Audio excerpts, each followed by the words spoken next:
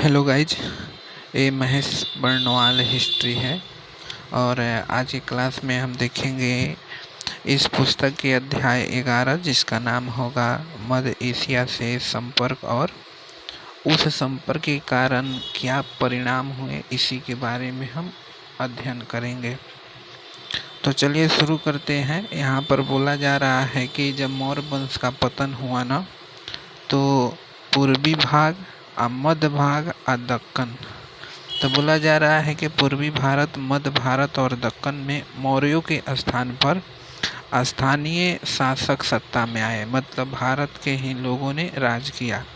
वही बात करें पश्चिमोत्तर भारत में, तो पश्चिमोत्तर भारत में मौर्यों के स्थान पर मध्य एशिया से आने वाले अनेक राजवंशों ने अपना सत्ता स्थापित किया, मतलब मध्य एशिया से आने वाले अनेक राजवंशों ने शासन किया। इनमें कुषाण थे ना, वो सबसे ज़्यादा प्रसिद्ध हुए। अब देखिए, यदि आप शुंग वंश के इतिहास के बारे में जानेंगे तो स्रोत बहुत सारे हैं।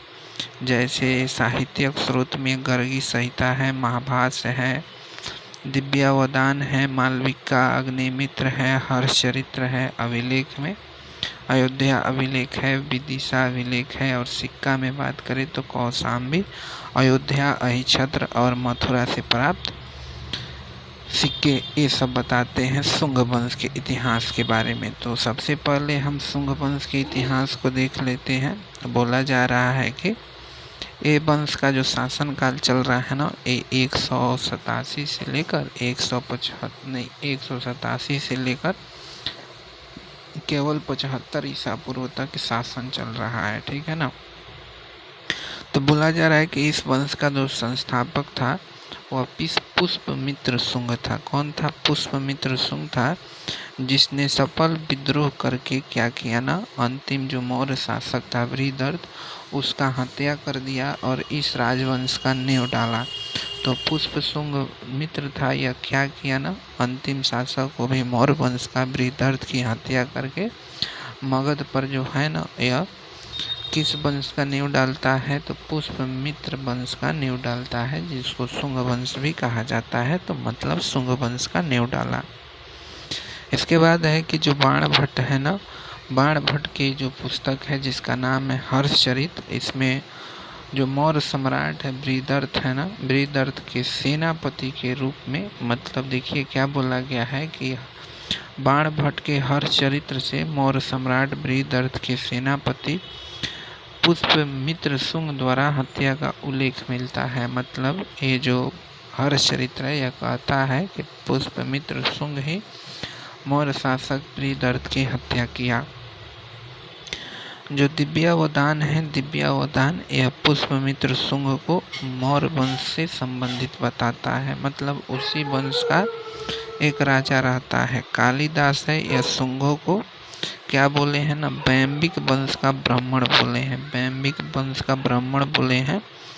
अब देखिए, जो धनदेव का अयोध्या अभिलेख है, धनदेव का अयोध्या अभिलेख, इसमें पुष्पमित्र द्वारा 2 अश्वमेध यज्ञ करवाने की जानकारी मिलती है, और साथ ही साथ यह जो अश्वमेध यज्ञ था ना, यह पतंजलि ने करवाया था, इसकी भी जानकारी मिलती है। कहाँ से? तो अयोध्या अभिलेख से। इसके बाद स्मिथ क्या कहता है इसके बारे में? स्मिथ कहता है कि कालिंग नरेश जो खारवेल रहता है ना, यह क्या करता है, पाटलिपुत्र के बृहस्पति मित्र शासक को पराजित किया था। ये क्या कहता है ना, स्मिथ कहता है। स्मिथ कहता है कि कालिंग नरेश खारवेल ने पाटलिपुत्र के बृहस्पति मित्र शासक को पराजित करने का उल्लेख करता है, और जो बृहस्पति मित्र शासक का वर्णन किया है स्मिथ, वह कौन था? तो वह पुष्पमित्र शुंग ही था, ठीक है। महर्षि पाणिनि ने पुष्पमित्र शुंग को भारद्वाज गोत्र से संबंधित बताया है तथा इसकी राजधानी विदिशा बताया है। कौन? पाणिनि। मालविका अग्निमित्र के अनुसार जो पुष्पमित्र शुंग है यह क्या करता है? तो पुष्पमित्र शुंग यह विदर्भ के राजा यज्ञसेन को पराजित किया था तथा इसने सेनानी की उपाधि धारण की थी। किसने? तो पुष्पमित्र शुंग ने। ये कौन कहता है? मालविका अग्निमित्र ये कहता है यह पुस्तक कि पुष्पमित्र शुंग है यह विदर्भ के राजा यज्ञसून को हराया और सेनानी की उपाधि धारण किया। उसके बाद है कि दिव्यावदान और आर्य मंजूश्री मूल कल्प क्या बोलता है? तो यह बोलता है कि पुष्प शुंग मित्र है ना, मतलब पुष्पमित्र शुंग, इसके द्वारा बौद्धों का उत्पीड़न किया गया यह बात कहता है यह दोनों ग्रंथ। किंतु पुष्पमित्र जो शुंग था ना, ये भरहुत का जो स्तूप है ना उसको बनवाया तथा सांची के स्तूप के चारों ओर 4 दीवारी का निर्माण कराया। तो भरहुत स्तूप को बनवाया कौन है? पुष्पमित्र शुंग। और जो सांची का स्तूप है इसके चारों तरफ 4 दीवारी खिंचवाया पुष्पमित्र शुंग ने। शुंग काल में बात करें भाषा क्या थी, तो शुंग काल में संस्कृत भाषा का पुनरुत्थान हुआ मतलब इस काल की भाषा संस्कृत थी। और इसके उत्थान में महर्षि पतंजलि है उनका विशेष योगदान था। किसके उत्थान में? संस्कृत के उत्थान में। पुराणों के अनुसार यदि देखें तो जो पुष्पमित्र शुंग है यह 36 वर्ष तक शासन किया है पुराणों के अनुसार। इसके बाद हम बात करते हैं इसी वंश के एक शासक अग्निमित्र के बारे में। तो बोला जा रहा है कि पुष्पमित्र शुंग के पश्चात उसका पुत्र जिसका नाम क्या था? अग्निमित्र था, वह शासक बना। कालिदास का जो प्रसिद्ध काव्य है जिसका नाम है मालविका अग्निमित्र, इसका मुख्य जो हीरो है, मुख्य नायक है, वह यही अग्निमित्र है। इसमें मालविका और अग्निमित्र की प्रेम कहानी वर्णित है। मालविका अग्निमित्र में अग्निमित्र की अमार्थ परिषद का उल्लेख भी मिलता है। तो जो एक ग्रंथ है मालविका अग्निमित्र, इसमें अग्निमित्र के अमार्थ परिषद का उल्लेख मिलता है। इसके बाद बोला जा रहा है अग्निमित्र का उत्तराधिकारी कौन कौन थे। तो देखिएगा अग्निमित्र के पश्चात उसका पुत्र जिसका नाम क्या था? सुज्येष्ठ था। सुज्येष्ठ क्या हुआ ना, शासक बना।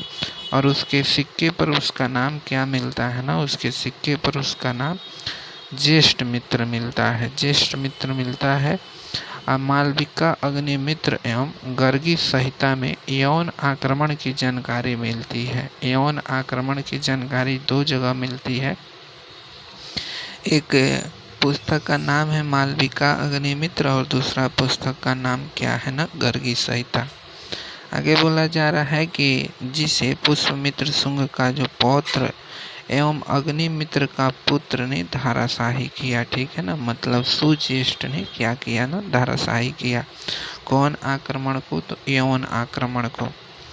अब देखिए सुज्येष्ठ के बाद वसुमित्र शासक हुआ। वसुमित्र शासक हुआ जिसका हत्या कौशल के मूल देव ने कर दिया। राजा की हत्या हो जाती है कौशल के मूल देव के द्वारा। अगला शासक है यह ब्रजमित्र हुआ जिसका शासनकाल महत्वहीन था, मतलब बिना वैल्यू का था। जो यह ब्रजमित्र था इसका उत्तराधिकारी कौन बनता है? तो भागभद्र बनता है, भागभद्र। और भागभद्र के दरबार में ग्रीक शासक एंटियलकिड्स का राजदूत हेलियोडोरस रहता था इसी भागभद्र के दरबार में। भागवत धर्म से प्रभावित होकर हेलियोडोरस ने बेसनगर नामक स्थान पर क्या करता है ना, भगवान वासुदेव के सम्मान में एक गरुड़ स्तंभ की स्थापना की, जिस पर दंभ मतलब आत्मनिग्रह, छाया और अप्रमाद 3 शब्द अंकित है। तो देखिएगा भागभद्र के दरबार में कौन रह रहा है? तो हेलियोडोरस यही क्या कर रहा है, बेसनगर में एक गरुड़ स्तंभ का निर्माण करवा रहा है जिस पर 3 शब्द लिखवाता है, जिसमें पहला शब्द है दंभ जिसका मतलब होता है आत्मनिग्रह, दूसरा शब्द है छाया जिसका मतलब होता है त्याग, और तीसरा शब्द है जो है अप्रमाद जिसका मतलब होता है सतर्कता। अब देखिए अंतिम जो शुंग शासक रहता है वह देवभूति था जिसके हत्या उसके ब्राह्मण मित्र वासुदेव ने कर दी और सत्ता पर अधिकार कर कौरव वंश की स्थापना की थी। सत्ता पर अधिकार कर कौरव वंश की स्थापना की कौन? तो वासुदेव और ये कौन था, तो यह देवभूति का मंत्री था। उसके बाद जब वो आता है तो कुणव वंश की स्थापना करता है, जिसका टाइम कब से कब तक रहता है कुणव वंश, तो 70 से 30 ईसा पूर्व तक इसका शासन रहता है। आगे बोला जा रहा है कि वासुदेव है यह 75 ईसा पूर्व में कुणव वंश की स्थापना की और इस वंश में केवल 4 शासक हुए, जिसमें पहला था वासुदेव, दूसरा था भूमिमित्र, तीसरा था नारायण और चौथा का नाम था सुशर्मन। तो वासुदेव, भूमिमित्र, नारायण और सुशर्मन, उन्होंने बोला जा रहा है कि उन्होंने 30 ईसा पूर्व तक शासन किया, मतलब 30 ईसा पूर्व तक शासन किया। और इस वंश का अंतिम शासक कौन था, सुशर्मन था। तो सुशर्मन था और इसकी हत्या सातवाहन शासक सिमुक ने कर दिया और इस तरह से इस वंश का अंतिम हो गया, मतलब अंत हो गया।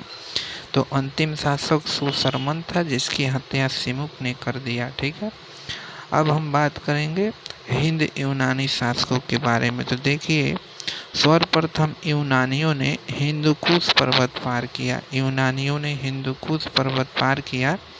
यह उत्तरी अफगानिस्तान में अमू दरिया मतलब ऑक्सस के दक्षिण में बैक्ट्रिया पर शासन करते थे। तो कहने का मतलब है कि जो उत्तरी अफगानिस्तान है उसमें एक जगह है आमू दरिया। आमू दरिया के दक्षिण में एक क्षेत्र है बैक्ट्रिया, जो कहाँ पड़ता है बैक्ट्रिया, अफगानिस्तान में।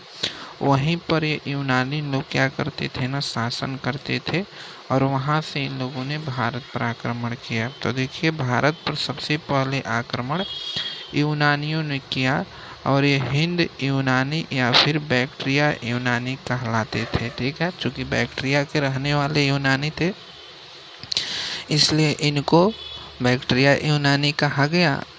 और इस तरह भी सोच सकते हैं कि चूँकि यह हिंदुस्तान पर आक्रमण किए थे इसलिए इनको हिंद यूनानी भी कहा जाता है। ईसा पूर्व दूसरी सदी के आरंभ में हिंद यूनानियों ने पश्चिमोत्तर भारत के विशाल क्षेत्र पर अधिकार कर लिया। सबसे अधिक विख्यात जो हिंद यूनानी शासक था ना, वो कौन था, मिनांडर था, जिसका टाइम पीरियड रह रहा है 165 से 145 ईसा पूर्व। ये सबसे विख्यात हिंद यूनानी शासक हुआ। चूँकि और भी हुए होंगे लेकिन वो उतना मशहूर नहीं है। ठीक है, अब देखिए, यही मिनांडर को एक और नाम से जाना जाता है, मिलिंद के नाम से भी जाना जाता है इसी मिनांडर को। अब देखिए, जो मिनांडर था ये अपनी राजधानी को कहाँ बना रहा है, तो पंजाब के साकल में, जिसका आधुनिक समय में नाम क्या है, सियालकोट है। तो इसकी जो राजधानी थी पंजाब के साकल में थी। जो रुद्रदामन है, रुद्रदामन ने गंगा यमुना द्वाब पर आक्रमण किया। ठीक है ना, रुद्रदामन गंगा यमुना द्वाब पर आक्रमण किया।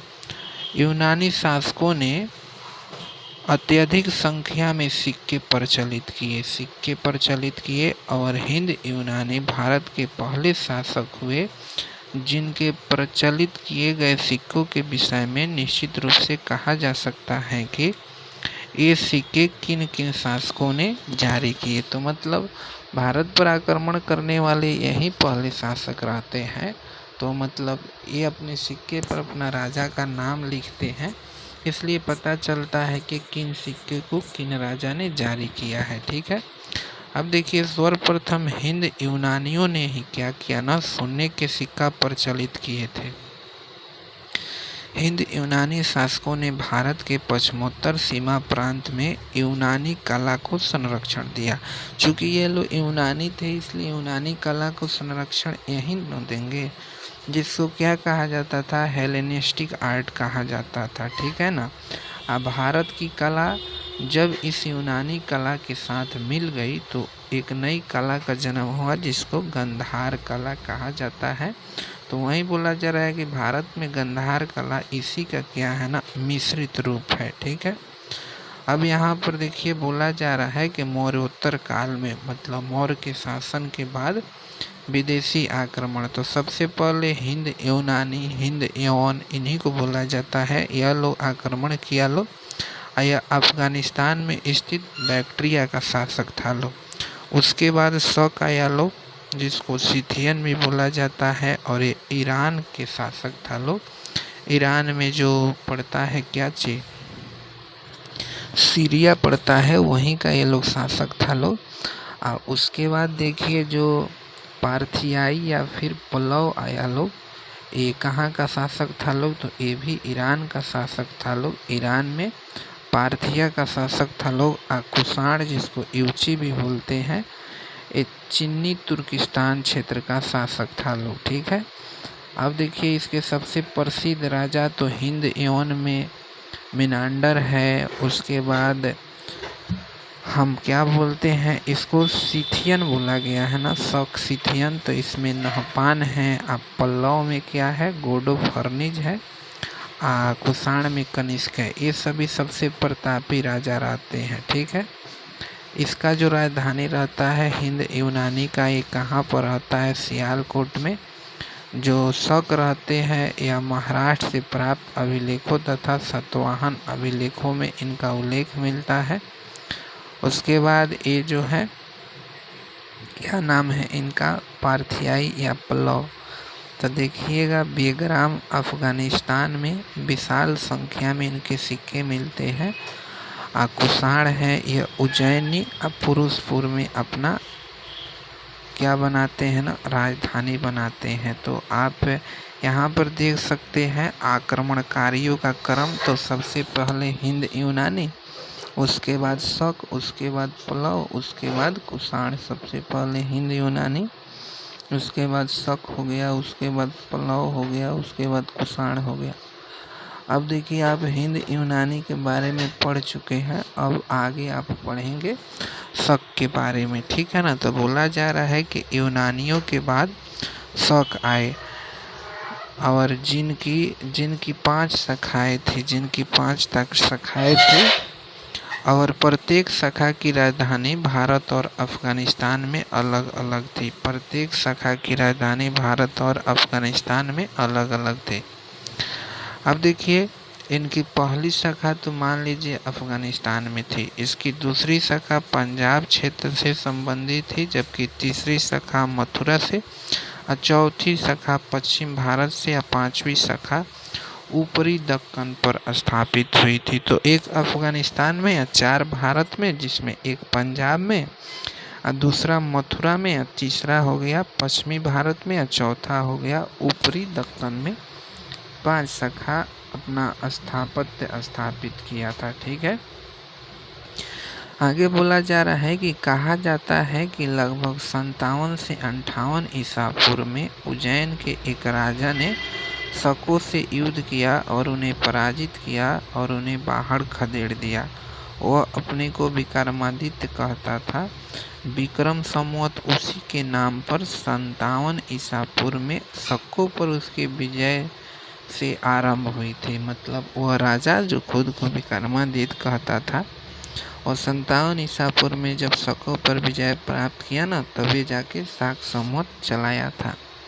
अब देखिए शक सिथियन के नाम से जाने जाते थे तथा भारत में शक क्षत्रप कहलाते थे। मतलब शक राजाओं को क्षत्रप कहा जाता था। अब देखिए वैसे तो अब एक एक कुछ मतलब इम्पोर्टेंट शक शासक हुआ करते थे, उनके बारे में जान लेते हैं।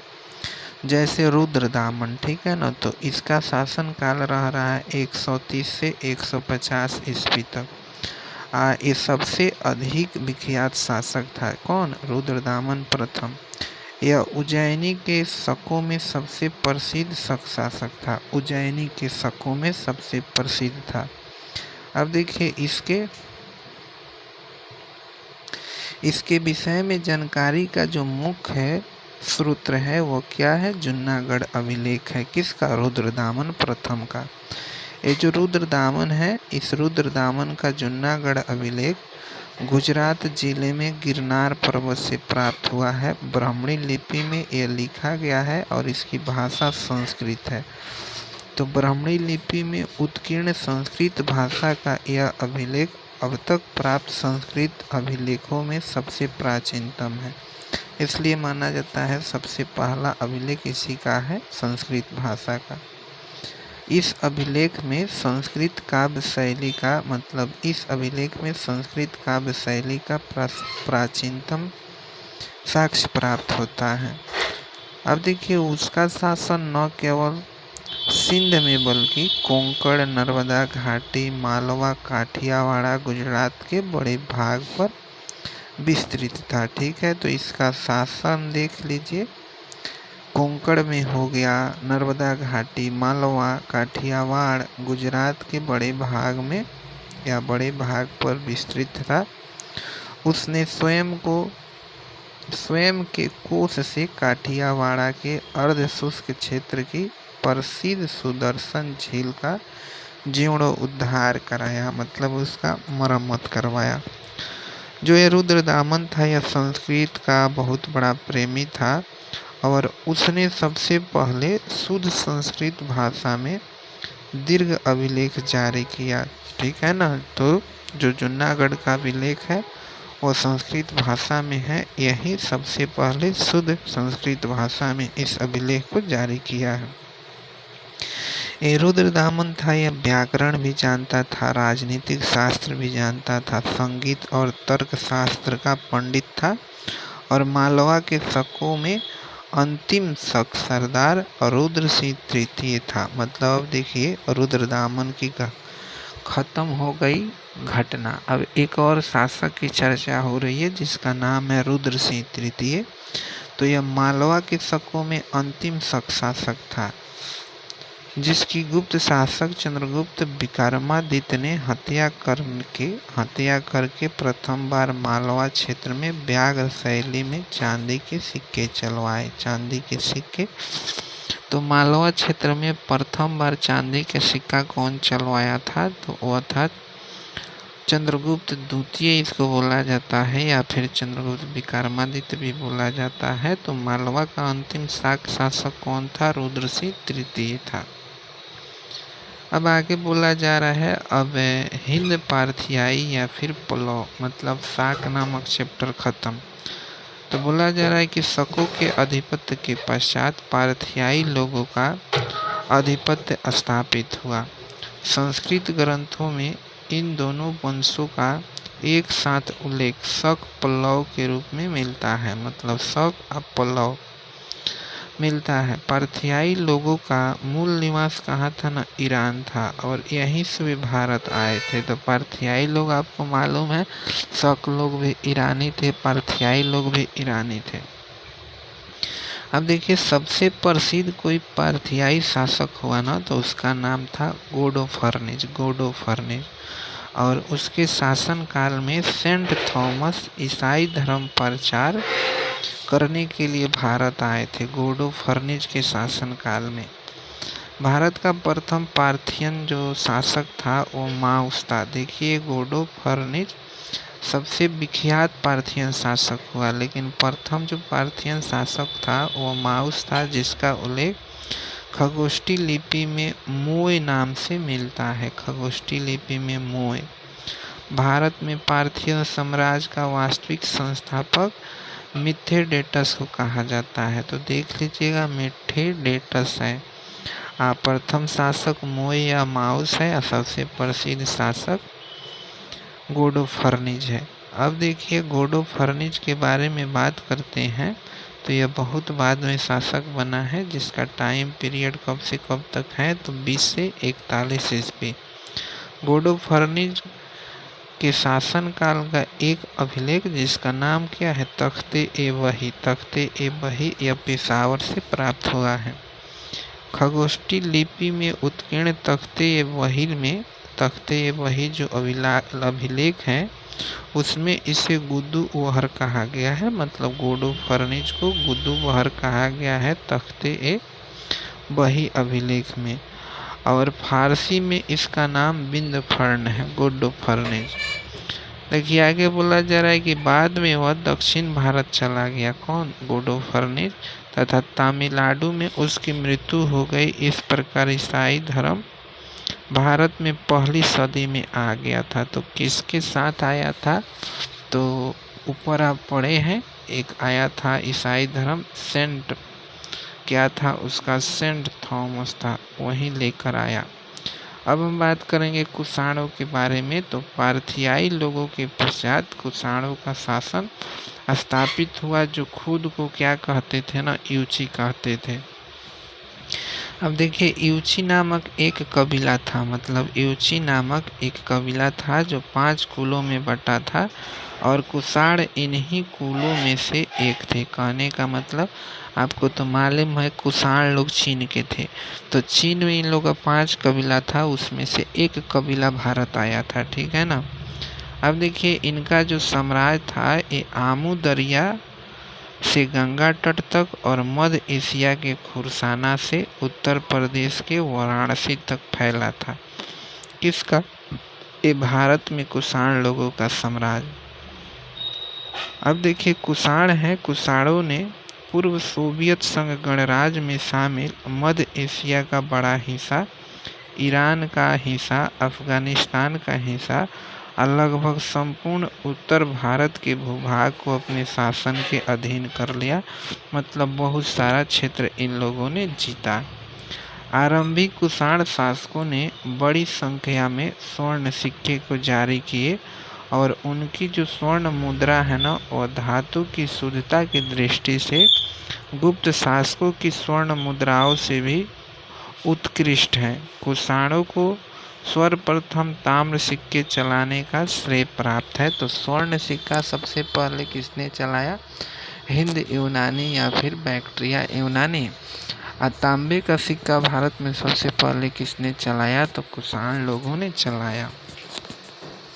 आगे बोला जा रहा है कि मथुरा में, कहाँ पर? मथुरा के जो सिक्के हैं, मथुरा के सिक्के, बोला जा रहा है कि मथुरा में कुषाणों के सिक्के, अभिलेख, संरचनाएं और मूर्तियां मिली हैं। उनसे प्रकट होता है कि मथुरा जो था ना, यह भारत में कुषाणों की द्वितीय राजधानी थी। अब प्रथम राजधानी क्या थी? तो आधुनिक पाकिस्तान में अवस्थित फिरोजपुर या पेशावर थी। तो द्वितीय राजधानी मथुरा में, अब प्रथम राजधानी पेशावर।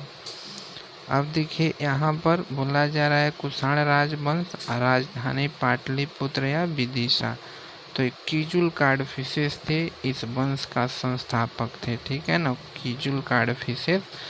केवल तांबा का सिक्का चलाए, कोई स्वर्ण सिक्का नहीं जारी किया। इसका बाद भीम काडफिसेस शासक बना। ये भारत में सर्वप्रथम सोने के सिक्के चलाए, मतलब किस में? तो कुषाण राजवंशों में। 100 मत के अनुयायी होने के कारण इसी के सिक्के पर शिव, नंदी तथा त्रिशूल की आकृति मिलती है।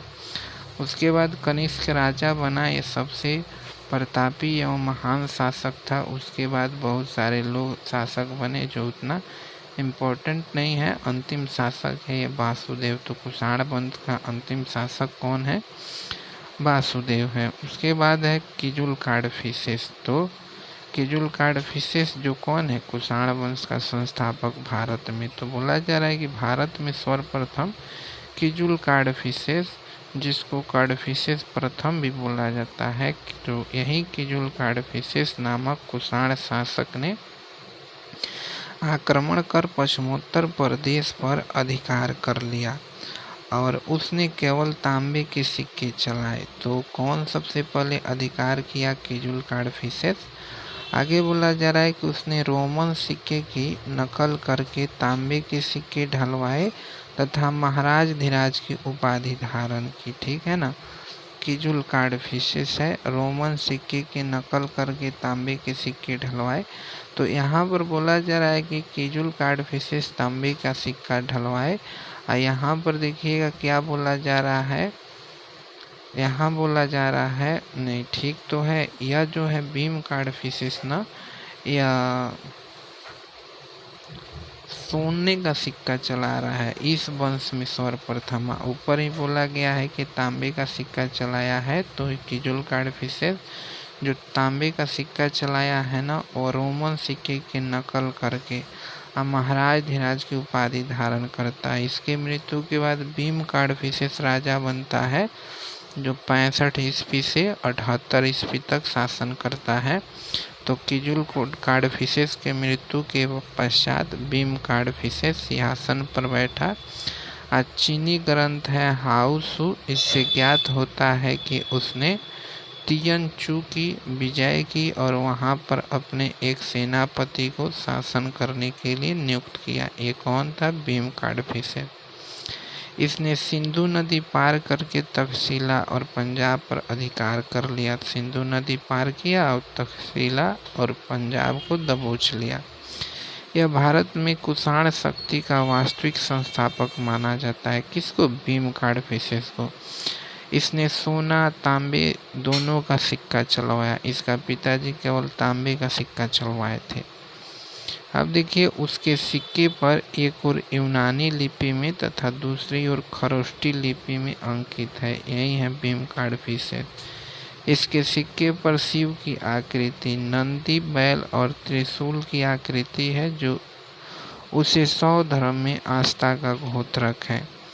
उसने माहेश्वर की उपाधि धारण की थी। अब भारत में सर्वप्रथम स्वर्ण सिक्के चलाने का श्रेय भीम काडफिसेस को जाता है। भीम काडफिसेस को मतलब कुषाण राजाओं में। अब देखिए, अब बनता है कनिष्क। तो कनिष्क ने अपना राजधानी पुरुषपुर में 400 फीट ऊंची और 13 मंजिल का एक मीनार बनवाया। 400 फीट ऊंची और 13 मंजिल का क्या किया ना, एक मीनार बनवाया।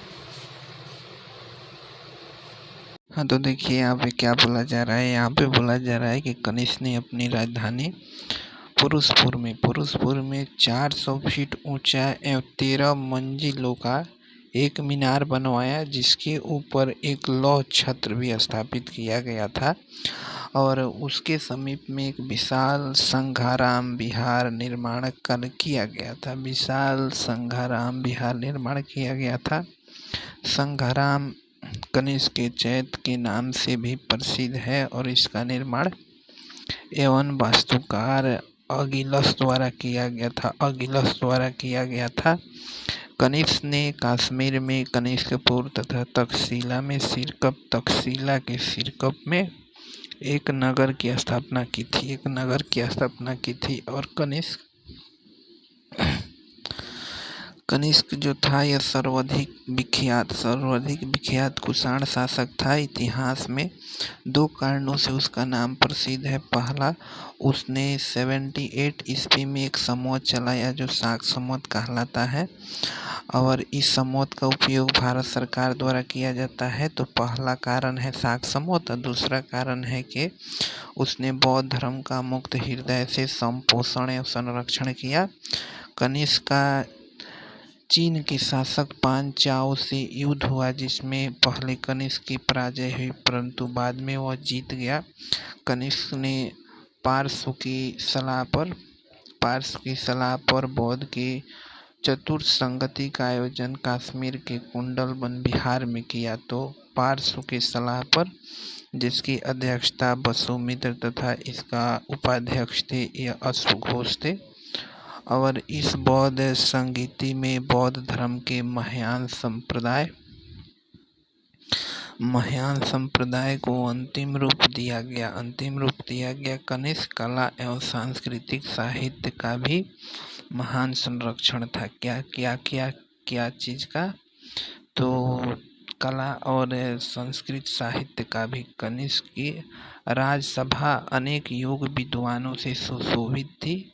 इसमें पार्श्व, वसुमित्र तथा अश्वघोष जैसे बौद्ध दार्शनिक थे। पार्श्व, वसुमित्र और अश्वघोष जैसे, नागार्जुन जैसे प्रकांड पंडित और चरक जैसे चिकित्सक कनिष्क की राजसभा से संबंधित थे। कनिष्क का पुरोहित था, उसका नाम क्या था? तो संघरक्ष था। संघरक्ष कनिष्क का पुरोहित था। इसके बाद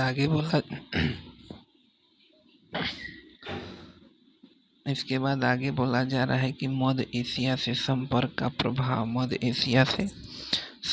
का प्रभाव। तो बोला जा रहा है भवन और मृद भांड। तो वो देखिए क्या बोला जा रहा है कि शक कुषाण काल में भवन निर्माण के कार्यों में उल्लेखनीय प्रगति हुई। शक कुषाण के काल में भवन निर्माण के कार्य में उल्लेखनीय प्रगति हुई। पक्के ईंटों का प्रयोग फर्श बनाने में किया गया तथा खपरेल का प्रयोग फर्श और छत दोनों बनाने में किया गया। तो पक्की जो ईंट होते हैं उसका प्रयोग फर्श बनाने में, खपरेल मतलब टाइल्स का प्रयोग फर्श और छत बनाने में किया गया। कुषाण काल का जो प्रमुख मृद भांड है, मृद भांड वो लाल बर्तन है जो सफ़ेद और पॉलिशदार है तथा बनावट में मध्यम से उत्तम तक है। इसके अतिरिक्त फुहारों और टोपियों वाले पात्र असाधारण है। इस काल की प्रमुख विशेषता ईंटों के कुओं का निर्माण है। इसके बाद है कि उत्कृष्ट अश्वरोही सेना। तो बोला जा रहा है कि उन्होंने बड़े पैमाने पर उत्तम अश्वरोही सेना और अश्वरोहण की परंपरा चलाई। कौन? तो कुषाणों ने तो उत्तम अश्वरोही सेना तथा अश्वरोहण की परंपरा चलाई तथा लगाम और जीन का प्रयोग प्रचलित किया। शक और कुषाण विलक्षण मतलब विशेष रूप से अश्वरोही थे और अफगानिस्तान के बेगराम में कुषाण काल की पक्की मिट्टी की घुड़सवारों की मूर्ति मिली है, जिसने घुड़सवारों में उनकी गहरी रुचि प्रदर्शित होती है। मतलब जिनसे घुड़सवारी में उनकी गहरी रुचि प्रदर्शित होती है। आगे बोला जा रहा है कि वे रस्सी से एक प्रकार का अंगूठा रकाब लगाते थे। मतलब रस्सी से एक प्रकार के अंगूठा रकाब लगाते थे जिससे उन्हें घुड़सवारी में सुविधा होती थी। शकों और कुषाणों ने पगड़ी कुर्ती जिसको ट्यूनिक कहा गया है, ट्यूनिक और साथ पजामा और भारी लंबे कोट चलाया। मध्य एशिया के लोगों ने यहाँ टोपी और सिर सत्राण और बूट चलाए जिसका प्रयोग योद्धा लोग करते थे। अब है व्यापार और खेती। तो देखिए बोला जा रहा है कि भारत को मध्य एशिया के अल्ताई पहाड़ों से प्रचुर मात्रा में सोना प्राप्त हुआ। कुषाणों ने रेशम के उस प्रख्यात मार्ग पर नियंत्रण कर लिया जो चीन से प्रारंभ होकर कुषाण साम्राज्य में शामिल मध्य एशिया एवं अफगानिस्तान से गुजरते हुए ईरान जाता था। उसके बाद तो देखिए मतलब बताया जा रहा है कि रेशम मार्ग कहाँ से जाता था। तो चीन से प्रारंभ होता था और कुषाण साम्राज्य में शामिल मध्य एशिया और अफगानिस्तान से होते हुए ईरान तक जाता था। यह मार्ग पूर्वी भूमध्यसागरीय अंचल में रोमन साम्राज्य के अधीन पश्चिम एशिया में भी जाता था। तो रोमन साम्राज्य के अधीन पश्चिम एशिया में भी जाता था। यह रेशम मार्ग कुषाण की आय का बड़ा स्रोत था तथा वे इस मार्ग पर व्यापारियों से उगाई गई चुंगी के कारण ही विशाल एवं समृद्ध समाज स्थापित कर सके। भारत में व्यापक पैमाने पर सोने के सिक्के चलाने वाले प्रथम शासक कौन हुए? कुषाण ही थे। अब देखिए कुषाणों ने खेती को बढ़ावा दिया। कुषाण काल की विस्तृत सिंचाई के पुरातात्विक अवशेष पाकिस्तान, अफगानिस्तान और पश्चिम मध्य एशिया में पाए जाते हैं। किस चीज़ का अवशेष? तो विस्तृत सिंचाई के अवशेष कहाँ पाए जाते हैं? तो पाकिस्तान, अफगानिस्तान और पश्चिम मध्य एशिया में। अब देखिए राज व्यवस्था। तो कुषाण शासकों ने महाराज जैसे गौरवपूर्ण उपाधि धारण की। शकों और कुषाणों ने इस भावना को बढ़ावा दिया कि राजा देवता का अवतार होता है। कौन दिया? तो शकों और कुषाणों ने राजा देवता का अवतार होता है, इस भावना को बढ़ावा दिया। कुषाण शासक देवपुत्र कहलाते थे। यह उपाधि कुषाणों ने चीनियों से ली, जो अपने शासक को स्वर्ग का पुत्र कहते थे। मतलब चीनी लोग स्वर्ग का पुत्र, देवपुत्र। कुषाणों ने राज शासन में क्षत्रप प्रणाली चलाई। साम्राज्य अनेक क्षत्रपियों में विभक्त कर दिया गया तथा प्रत्येक क्षत्रपी एक एक क्षत्रप के शासन में छोड़ दिया गया। एक एक शासन में मतलब एक एक राजा के शासन में छोड़ दिया गया, एक एक क्षत्रप के शासन में छोड़ दिया गया। कुछ अनोखी प्रथाएं प्रारंभ की गई, जैसे 2 आनुवंशिक राजाओं का संयुक्त शासक, जिसमें एक ही समय एक ही राज्य में दो शासकों का शासन हो सकता था। एक ही समय एक ही राज्य में। उसके बाद देखिए यूनानियों ने सेनानी शासक अर्थात मिलिट्री गवर्नरशिप की परिपाटी चलाई। इसके लिए शासक सेनानियों की नियुक्ति करते थे। सेनानियों की नियुक्ति करते थे, जो यूनानी भाषा में स्ट्रेटोगोस कहलाते थे। क्या कहलाते थे? स्ट्रेटोगोस। उसके बाद है धार्मिक विकास। तो बोला जा रहा है धार्मिक विकास में कि यूनानी राजदूत हेलियोडोरस ने मध्य प्रदेश में स्थित विदिशा में ईसा पूर्व लगभग 2वीं सदी के मध्य में वासुदेव की आराधना के लिए एक स्तंभ बनवाया। कौन? हेलियोडोरस ने। और वासुदेव से विष्णु का बोध होता है। प्रख्यात यूनानी शासक मिनांडर बौद्ध हो गया और बौद्धाचार्य नागसेन उर्फ नागार्जुन के साथ हुआ। उसका प्रश्नोत्तर मौर्योत्तर काल के बौद्धिक इतिहास का एक प्रमुख स्रोत है। मौर्योत्तर काल के बौद्धिक इतिहास का एक प्रमुख स्रोत है।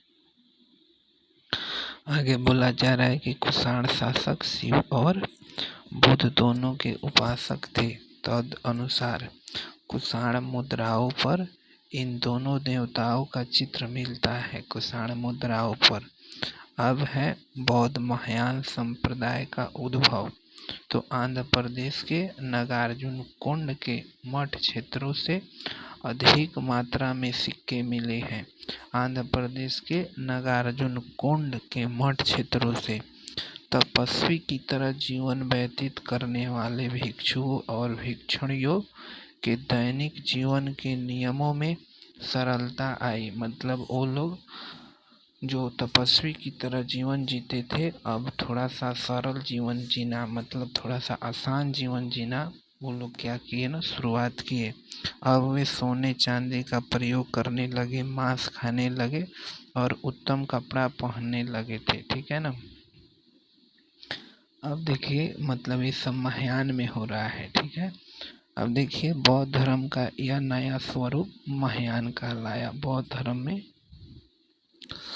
क्या बोला जा रहा है? बोला जा रहा है कि बौद्ध धर्म का यह नया रूप महायान कहलाया और बौद्ध धर्म में मूर्ति पूजा का आरंभ होने से मूर्ति पूजा ब्राह्मण समुदाय में भी मानने लगे। मूर्ति जो पूजा है ब्राह्मण समुदाय में भी मानने लगे। महायान का उदय होने पर बौद्ध धर्म का पूरा शुद्धाचारी जो संप्रदाय है वह हीनयान कहलाने लगा। कनिष्क है वह महायान का महासंरक्षक हो गया। कनिष्क। ठीक है। अब देखिए जो शुद्ध था वह हीनयान है। आगे बोला जा रहा है कि कला की गंधार और मथुरा शैली। तो देखिएगा बोला जा रहा है कि कुषाण साम्राज्य ने विभिन्न शैलियों के प्रशिक्षित राजमिस्त्रियों और अन्य कारीगरों को एकत्र किया। इससे कला की एक नई शैली विकसित हुई, जिसे क्या कहा जाता है? गंधार और मथुरा शैली। ठीक है। मथुरा शैली का सर्वप्रथम संरक्षक कुषाण थे, जबकि गंधार कला के संरक्षक शक और कुषाण दोनों थे। तो मथुरा कला जो मथुरा कुषाणों की राजधानी थी, इसलिए सिर्फ कुषाण थे। आगे बोला जा रहा है कि गंधार कला यथार्थवादी जबकि मथुरा कला आदर्शवादी थी, यथार्थवादी और आदर्शवादी। अब देखिए, भारत के पश्चिमोत्तर सीमा प्रांत गंधार का मध्य एशियाई और रोमन शिल्पकारों के साथ संपर्क हुआ, जिसके परिणाम स्वरूप मूर्ति कला की नई शैली का क्या हुआ ना, उदय हुआ। तो भारत के पश्चिमोत्तर सीमा प्रांत गंधार का मध्य एशियाई और रोमन शिल्पकारों के साथ संपर्क हुआ, जिसके परिणाम स्वरूप मूर्ति कला की नई शैली का उदय हुआ, जिसमें बुद्ध की प्रतिमाएं भारत और रोम की मिश्रित शैली में बनाई गई। बुद्ध के बाल यूनान रोमन कला शैली में बनाई गई, बुद्ध की बाल। अब देखिए, गंधार कला का प्रभाव मथुरा में भी पहुंचा, हालांकि यह मूलतः देसी कला का केंद्र था। तो गंधार कला का प्रभाव कहाँ पहुंच जा रहा है? मथुरा में। अब देखिए, गंधार में बुद्ध की अद्भुत प्रतिमाएं बनी। मथुरा में बोला जा रहा है, मथुरा में बुद्ध की अद्भुत प्रतिमाएं बनी, परंतु इस जगह की ख्याति कनिष्क की सिरोहीन खड़ी मूर्ति को लेकर है, जिसके निचले भाग में कनिष्क का नाम उत्कीर्ण है। निचले भाग में कनिष्क का नाम उत्कीर्ण है। मूर्ति कला की मथुरा शैली ईसवी सन की आरंभिक सदियों में विकसित हुई तथा इसकी लाल बलुआ पत्थर की मूर्तियां मथुरा के बाहर भी प्राप्त होती हैं। तो देखिए, क्या बोला गया है कि मूर्ति कला की मथुरा शैली ईसवी सन की आरंभिक सदियों में विकसित हुई तथा इसकी लाल बलुआ पत्थर की मूर्तियां मथुरा के बाहर भी प्राप्त होती है। महाराष्ट्र में चट्टानों को काटकर सुंदर बौद्ध गुफाएं बनाई गई। आंध्र प्रदेश में नागार्जुन कोंड और अमरावती बौद्ध कला के महान केंद्र हो गए, जहां बुद्ध के जीवन की अनेक कथाएं पट्टों पर चित्रित की गई। बौद्ध धर्म से संबंधित सबसे पुराना पट्टचित्र वो गाया, सांची और भरहुत में पाए जाते हैं। उसके बाद बोला जा रहा है जो ईसा पूर्व दूसरी सदी के हैं। अब है साहित्य और विद्या। तो काव्य शैली का पहला नमूना रुद्रदामन का काठियावाड़ में जूनागढ़ अभिलेख है, जिसका समय लगभग 150 ईस्वी है।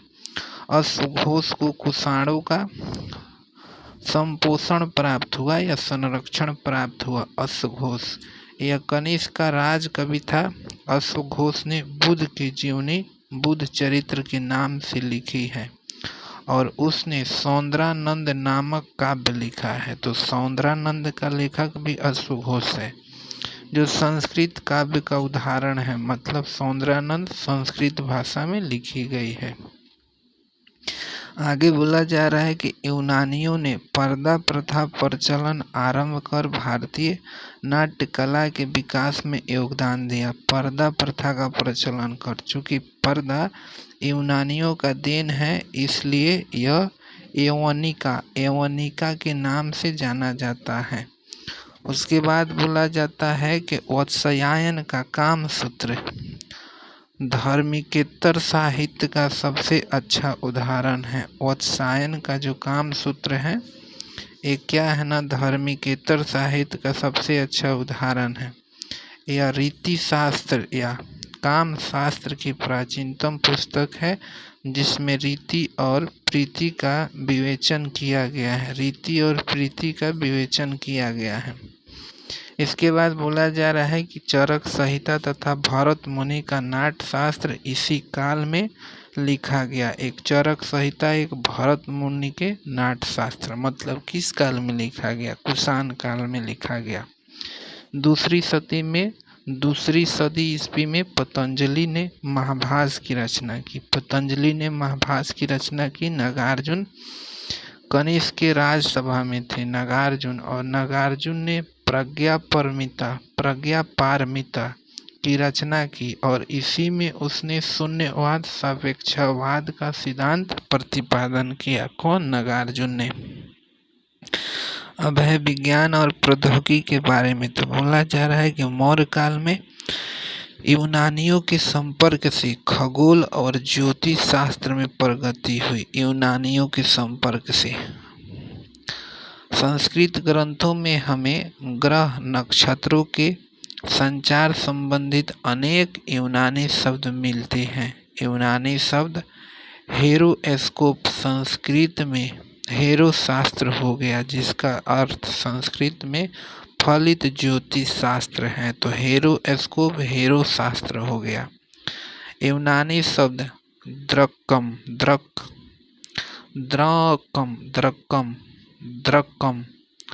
भारत में द्रम हो गया। यूनानी शासकों ने ब्राह्मणी लिपि चलाई तथा अपने सिक्के पर अनेक भारतीय रूपांक चलाए। रूपांक का मतलब मोटिव।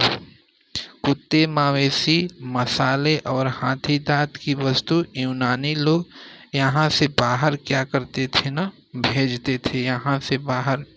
अब देखिए चरक संहिता में उन अनगिनत वनस्पतियों का नाम है जिससे रोग की चिकित्सा के लिए दवाई बनाई जाती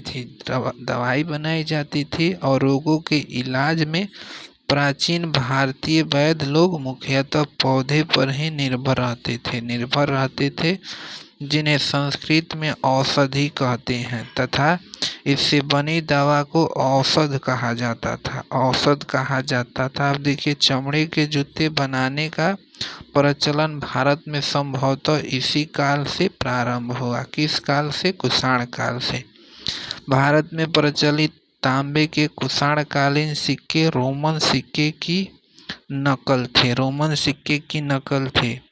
इसी प्रकार भारत में कुषाणों ने जो सोने के सिक्के ढलवाए वो रोमन स्वर्ण मुद्राओं की नकल थी। मतलब तांबे का सिक्का भी नकल थी रोमन साम्राज्य का और सोने का भी।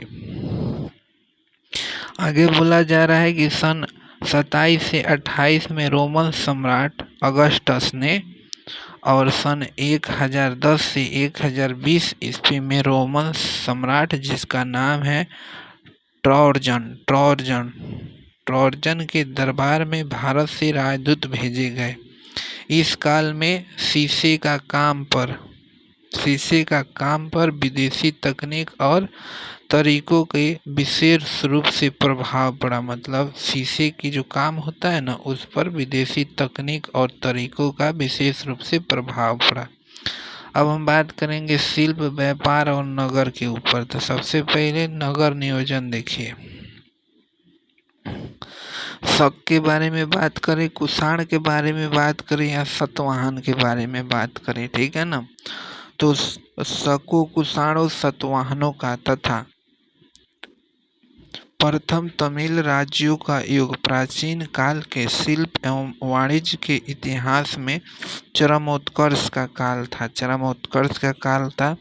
दिग निकाय में लगभग 24 प्रकार के व्यवसायों का उल्लेख है। दिग निकाय में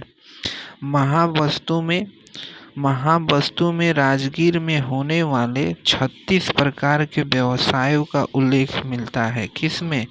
महावस्तु में राजगीर में होने वाले 36 प्रकार के व्यवसायों का उल्लेख मिलता है। अब आगे बोला जा रहा है कि मिलिंद पन्हो या मिलिंद प्रश्न में 75 व्यवसायों का वर्णन है। तेलंगाना स्थित करीमनगर में एक गांव में बढ़ई, लोहार, सुनहार, कुम्हार आदि अलग अलग टोल्लों में रहते थे। टोला को टोल्लू बनाया गया है। सोना, चांदी, शीशा, टीन, तांबा, पीतल, लोहा और रत्न के काम वाले 8 शिल्प थे। अब देखिए लोहे बनाने की तकनीकी ज्ञान में उत्तम प्रगति हुई। लोहे बनाने की तकनीकी ज्ञान में इस काल में उत्तम प्रगति हुई। अनेक उत्खनन स्थल पर कुषाणों और सातवाहन कालीन स्तरों में लौह शिल्प की वस्तु अत्यधिक संख्या में प्राप्त हुई है। तो लोहा बनाने की तकनीक में उत्तम प्रगति हुई और अनेक उत्खनन स्थलों पर कुषाण और सातवाहन कालीन स्तरों में लौह शिल्प की वस्तुएं बहुत ज़्यादा संख्या में प्राप्त हुई हैं। करीमनगर और नालगोंडा जिले में हथियारों के अतिरिक्त तराजू की डंडी और मूठ वाले फावड़े, कुल्हाड़ियाँ, हंसिया, फाल, उस्तरा और करछुल आदि लोहे की वस्तु मिली है। तो देखिएगा, जो करीमनगर और नालगोंडा जिला है, यहाँ पर हथियार के अतिरिक्त बहुत सारे वस्तु मिले हैं। अब देखिए, कपड़ा बनाने, रेशम बुनने और अस्त्रों तथा विलास की वस्तुओं के निर्माण में भी प्रगति हुई। मथुरा साटक नामक विशेष प्रकार के वस्त्र के निर्माण का बड़ा केंद्र हो गया था। क्या हो गया था? मथुरा। अब देखिएगा, तमिलनाडु में तिरुचिरापल्ली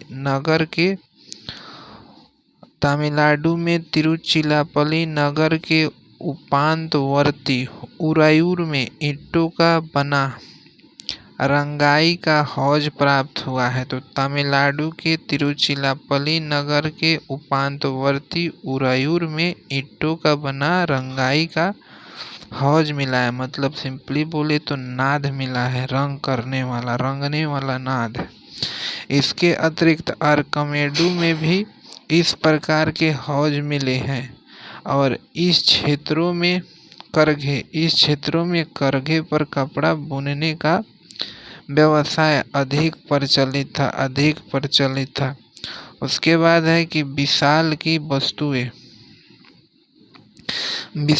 वस्तुएं का उत्पादन करने वाले शिल्पों में हाथी दांत का काम उल्लेखनीय है। मतलब यहाँ पर देखिए, विशाल पढ़ दिए। विलास की वस्तुओं का उत्पादन करने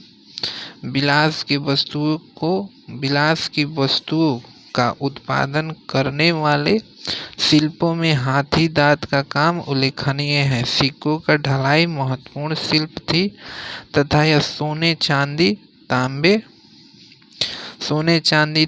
कांसे, शीशे तथा पोटीन के विभिन्न प्रकार के सिक्के बनाने के लिए प्रसिद्ध थे। पोटीन के विभिन्न प्रकार के सिक्के बनाने के लिए प्रसिद्ध थे। पक्की मिट्टी, क्या बोला जा रहा है? पक्की मिट्टी, जिसको टेराकोटा भी कहा जाता है। पक्की मिट्टी की सुंदर मूर्तियां भी बनती थी, जो विशाल मात्रा में पाई गई है। मतलब बहुत ज़्यादा मात्रा में पाई गई है। यह लगभग सभी कुषाण और सातवाहन स्थलों में पाए गए हैं। मूर्तियां अधिकतर नगर निवासी उच्च वर्गों के लिए बनती थी। आगे बोला जा रहा है कि शिल्पी आपस में संगठित होते थे और उनके संगठन का नाम श्रेणी था। इस काल के शिल्पियों की कम से कम 24-25 श्रेणियां प्रचलित थी। 24-25 श्रेणियां। इस काल की सबसे बड़ी आर्थिक प्रक्रिया भारत और पूर्वी रोमन साम्राज्य के मध्य फलता फूलता व्यापार था। तो इस काल की सबसे बड़ी आर्थिक प्रक्रिया क्या थी? भारत और पूर्वी रोमन साम्राज्य के मध्य जो फलता फूलता व्यापार था, वही था। आरंभ में यह व्यापार अधिकतर स्थल मार्गों से होता था, परंतु ईसा के पहली सदी में व्यापार मुख्यतः समुद्री मार्ग से होने लगा था। इसके बाद है कि ईसा के प्रथम शताब्दी के आरंभ के आसपास मानसून के रहस्य का पता लग गया, जिसके कारण अब नाविक अरब सागर के पूर्वी तटों से उसके पश्चिमी तटों तक की यात्रा अत्यधिक कम समय में तय कर सकते थे। तो कब की यह घटना है? प्रथम सदी के आसपास की घटना है। इसके बाद हम बात करते हैं विदेशी व्यापार के बारे में। तो रोमनों ने सबसे पहले देश के सुदूर दक्षिणी हिस्से से व्यापार आरंभ किया, इसलिए उनके सबसे पहले के सिक्के तमिल राज्यों में मिले हैं। रोमन के लोग मुख्यतः मसालों का आयात करते थे, जिसके लिए दक्षिण भारत प्रसिद्ध था। वे मध्य एवं दक्षिण भारत से मलमल, मोती, रत्न तथा माणिक्य का आयात करते थे। लोहे की वस्तुएं, विशेषकर बर्तन, रोमन साम्राज्य में भेजी जाने वाली महत्वपूर्ण वस्तु थी। मोती, हाथी दांत, रत्न तथा पशुओं की गिनती विलासिता की वस्तु में की जाती थी। भारत से सीधे भेजे जाने वाले वस्तुओं के अतिरिक्त कुछ वस्तुएं चीन तथा मध्य एशिया से भारत आती थी और फिर रोमन साम्राज्य के पूर्वी भाग में भेजी जाती थी। रोम के लोग भारत को शराब के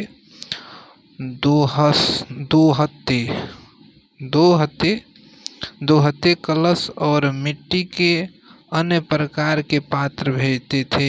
यह वस्तु पश्चिम बंगाल के तामलोक, पांडिचेरी के निकट के अरिकमेडो तथा दक्षिण भारत के कई अन्य स्थानों से खुदाई में मिली हैं। रोमन से भारत आई वस्तुओं में सबसे महत्वपूर्ण रोमन सिक्के हैं, जो प्रायः सोने चांदी के बने हैं।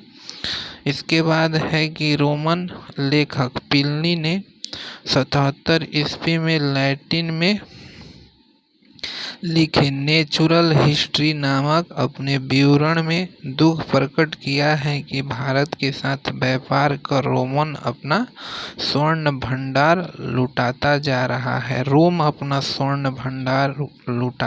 रहा है।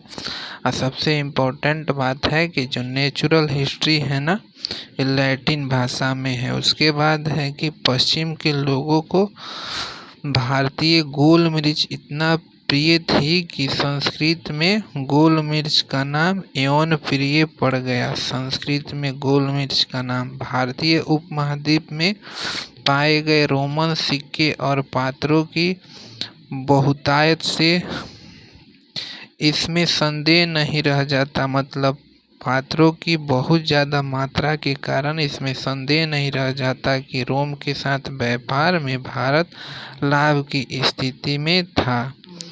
अंततोगत्वा रोम को भारत के साथ गोल मिर्च तथा इस्पात के माल का व्यापार बंद करना पड़ा।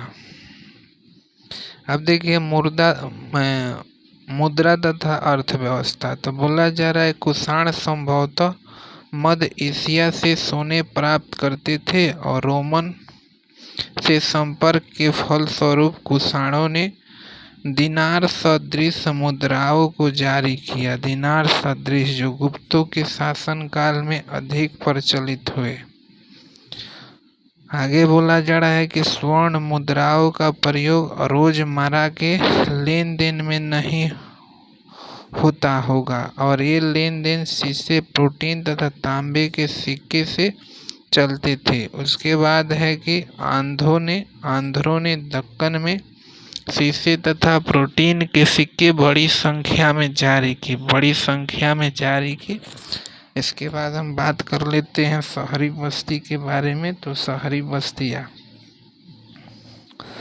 बिहार के अनेक पुरास्थल जैसे चिरांद, सोनपुर, बक्सर आदि, पूर्वी उत्तर प्रदेश के अनेक पुरास्थल जैसे खैराडीह एवं